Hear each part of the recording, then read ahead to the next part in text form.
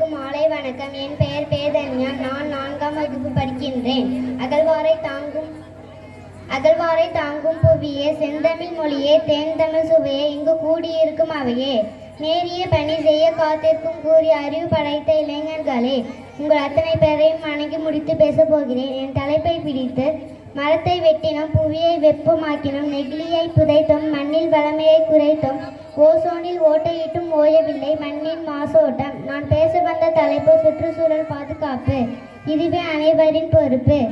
மணிநீரும் மண்ணும் மலைய மணிநீளர் காடும் உடையத அரண். இக்குறளில் வள்ளுவர் வளமான சுற்றுச்சூழல் மனிதர்களை போர்க்கவசம் போன்ற பாதுகாக்கின்றன.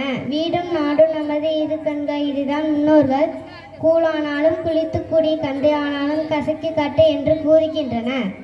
காற்று மாசுபாடு, நீர் மாசுபாடு, ஒளி மாசுபாடு நமது சுற்றுப்புறம் அநேக மாசுபாடுகளால் சீரழித்து வருகிறது. இளைஞர்களாகிய நாம் இதை தடுத்து நிறுத்த வேண்டும். சுத்தம் சுகம் தரும், சத்தம் சுமை தரும் என்பதை வாகனங்களிலும் விழாக்களிலும் அதிக ஒலிபெருக்கி பயன்படுத்துவதை நிறுத்த வேண்டும்.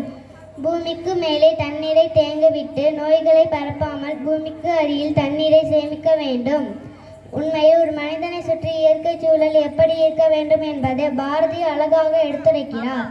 10-12 தென்னை மரம் பக்கத்திலே வேணும் நல்ல முத்துச்சுழல் போலே. நில ஒளி முன்பு வர வேண்டும், அங்கு கத்தும் குயிலோசை சற்றே வந்து காதில் பட வேண்டும்.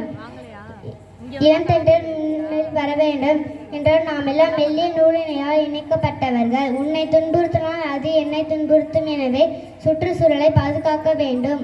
நெகிழியை நாம் அழிக்கவில்லை என்றால் அதனால் தலைமுறையை அளிக்கும். எனவே துணி பைகளை பயன்படுத்தி நெகிழியை முற்றிலும் தவிர்க்க நாம் அனைவரும் முயற்சி எடுத்து வெற்றி காண்போம் என என் குறுகிய உரையை முடிப்பதற்கு அனைத்து நல்ல உள்ளங்களுக்கும் நன்றி கூறி என் உரையை முடிக்கிறேன். நன்றி.